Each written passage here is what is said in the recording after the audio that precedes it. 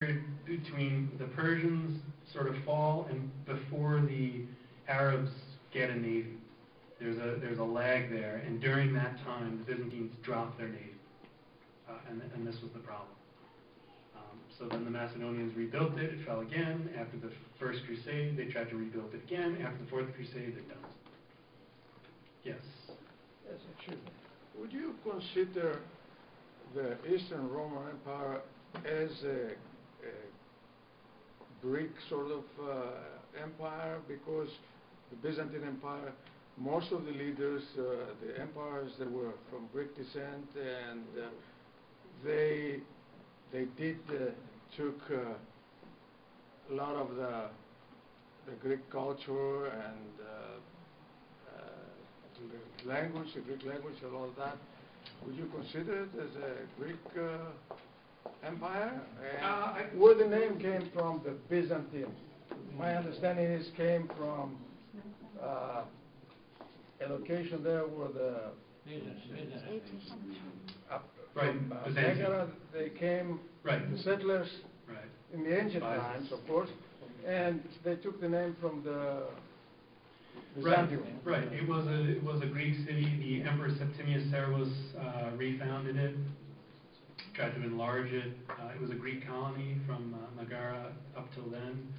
I would consider it a Greek empire in the sense of sort of Hellenistic civilization.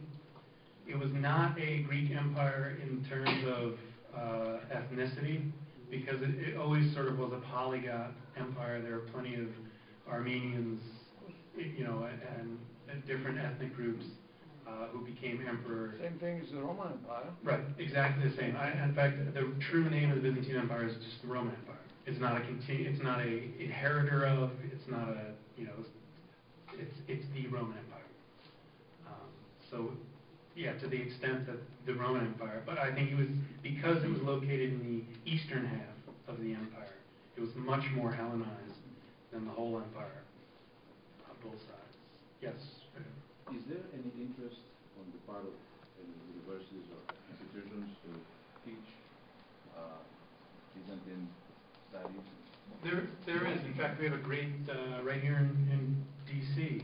Dumbarton Oaks. We have one of the best places for Byzantine studies in the world, and Byzantine classes are being taught at universities more and more now, thankfully. I'd still like to see it taught in every time you teach the Roman Empire. Tell the whole story. Continue, teach about the Byzantines. Don't stop, in 476 and go off somewhere else. We teach history in a fragmented manner, and so we think of history. We think of it fragmented. There is, of course, Georgetown for spring semester. If anyone's interested, spring semester Georgetown. George Mason, Office Byzantine. Yeah. One last question. I think a very interesting part of Byzantine history is particularly speaking about the West, is the outreach of the later Byzantine emperors to the West, and the travels to Italy, to France, as far as London. Yeah. And then the Council of Ferrara and Florence, where the emperor, the patriarch, and dozens of, including Gemistos Plithon, went to Italy and left their mark. Oh, right. In fact, you can argue, and it has been argued many times, that the Byzantines played sort of a linchpin role in the Renaissance. In the 12th century, in the rise of scholasticism, and in the jump-starting the Renaissance, because they know that the end is coming near. I mean, it's obvious to see, and they flee with their precious books in tow, and start the Platonic Academy with the Medici in Florence. They tutor Boccaccio, in Greek. It's because Greek sort of died out in the West. It really wasn't known. And I think that's one of their major accomplishments. George, isn't it true that the Byzantines did not call themselves Greeks until about a couple hundred years before the fall of Constantinople? And the reason for that is that Greek was synonymous with paganism. Right. Yeah, as far as the Greek word Hellas or Hellas, sorry. Had pagan connotations. And it wasn't until sort of this, as the empire's political fortunes are declining, there's much more interest in, one person even wants to restart paganism, go back to sort of the Olympian gods. They still do, but. Sure. Well, thank you very much. You've been a wonderful.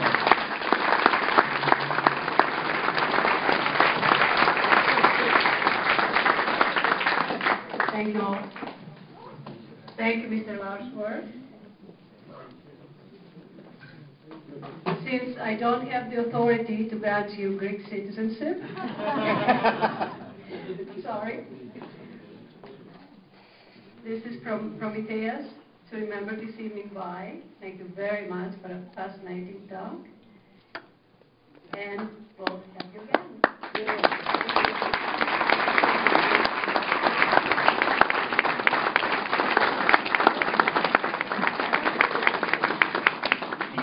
We have a reception in the back, but more important, don't forget Mr. Lars Brownworth will sign his books in the back. Christmas is coming. It'll be nice to get some presents.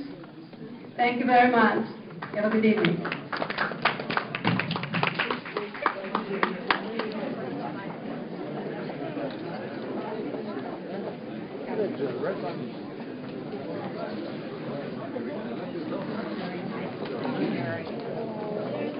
Oh, excuse me.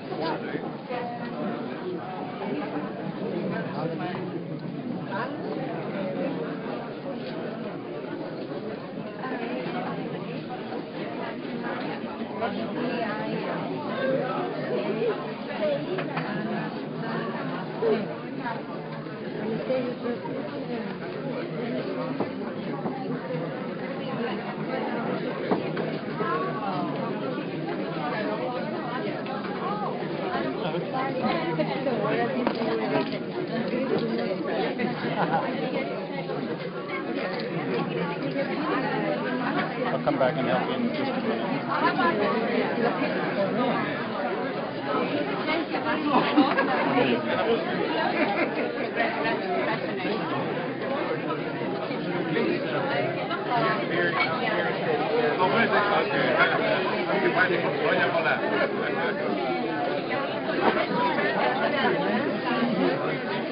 I didn't know you were here.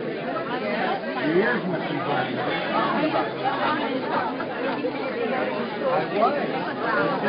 Lars, why don't you come over this way eventually?